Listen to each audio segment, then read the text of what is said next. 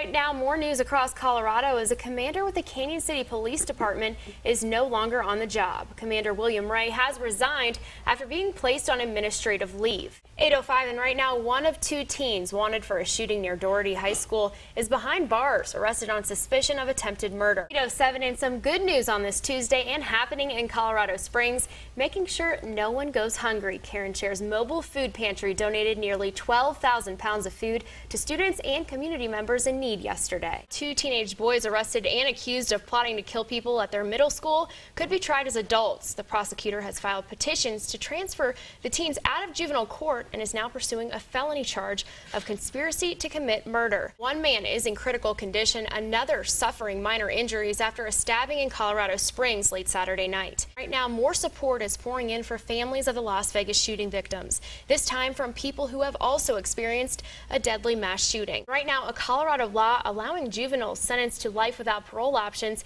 to reduce their sentences has been ruled unconstitutional. Your time right now is 8:03, and we begin this morning with breaking news. A bank robbery in Colorado Springs, but not the kind you might expect. The latest, as we now know the identity of the suspect in a fatal shooting outside a liquor store in Colorado Springs last Sunday. Colorado Springs police are searching for two suspects who robbed a food truck at gunpoint. We now know the names of the two Fort Carson soldiers killed in a helicopter crash in California. We're following developing news right now after an officer-involved shooting in Pueblo overnight.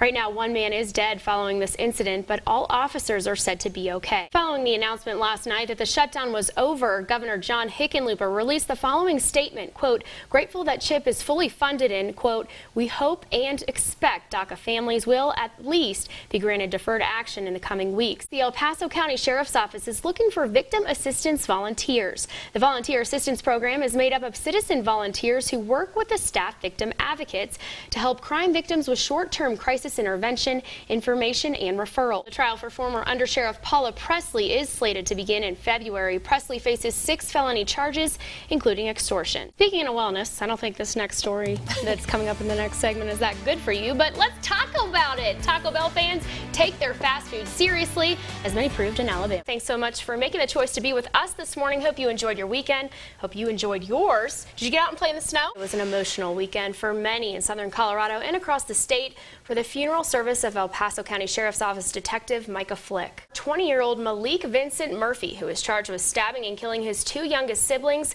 told investigators, quote, "I can't stop thinking about killing people." Colorado State men's basketball coach Steve Barnes was placed on leave Saturday, just hours before the team was to play a home game against San Jose State. That was Fox 21's Samantha Marks reporting, and scary moments for one state trooper on Saturday after paying respects to fallen Detective Micah Flick. While covering a crash on I-25, a careless driver going too fast, considering the weather conditions, lost control and collided with the trooper. Pueblo County Sheriff's deputies rescued a 50-year-old Pueblo man wandering lost in the bitter cold Sunday morning after crashing his car into the icy waters of Lake Pueblo. It kind of hit me. You have kind of a Girl Scout green on. I do. Right? And I was a scout, so You it's were. perfect. Get this, orange juice sales are on the rise thanks to the flu. Yeah, aren't you glad about that? Retailers are seeing the first Just spike got in that. orange juice sales since 2013, jumping almost 1% in the 4 weeks leading up to January 20th. You know what I say, and I'm sure our viewers can agree. Why be moody when you can shake your booty, right?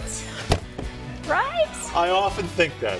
I agree. I feel the same You're in way. a bad mood, just dance. There you go. Just dance. Everything's Disney in Orlando. Oh, yeah. Yeah, it rules the world. So, but anyway, it is so expensive. We know people can get deals and stuff like that. I don't know how these big families can go and afford all this.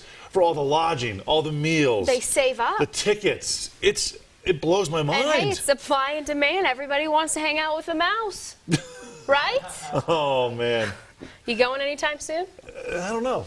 Good morning, Craig and Abby. Yeah, this is still a very active scene as Deputy Fleck died right here behind us about 15 hours ago in front of the Murray Hill apartment complex. Now, we just spoke with a resident of the Murray Hill apartment complex. He lives right in front of where this incident took place He was inside at the time of the incident with his cousin. He heard shots fired, said he thought it was originally gang related. We spoke with him a little bit ago. He said that he tried to go outside and police immediately told him to go back inside, stay on lockdown until they heard further notice. Well, he had to be at work at 7:30. He said he begged CSPD to let him out of the area, to escort him out so that he would be able to make it to work on time. His vehicle was actually right in this area that you see behind us, with a ton of police officers, all kinds of law enforcement vehicles blocking that area. He did make it to work, but he said that he has to check in along with all of the other Murray Hill apartment complex residences here before they enter. You can see right now people are even checking in, having to be escorted by CSPD. It's been 15 hours, as we said, since Officer Fleck lost his life and all of these events took place. Now, Deputy Micah Fleck was assigned as a detective in the investigations division with the El Paso County Sheriff's Office. Yesterday marked his 11-year anniversary with the agency. Fleck is survived by his wife and 7-year-old twins, and they now join 2 other Colorado families whose loved ones made the ultimate sacrifice for this community. In less than 2 months, Colorado has lost 3 deputies in the line of duty. Obviously, a very tragic night in our community, continuing on throughout the morning.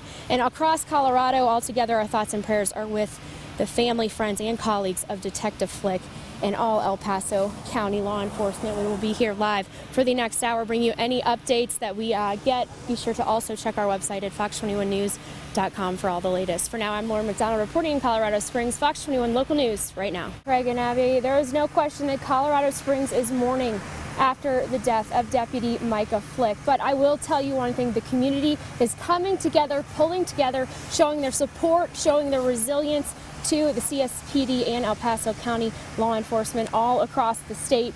We have had people pouring in their support, other law enforcement agencies, as well as local people from the community. We just had another lady show up with bagels and coffee. I walked across the street with her. She did not want to talk on camera, but she wanted to show her support for the CSPD and El Paso County law enforcement. She says, what would we do without them in a world like this?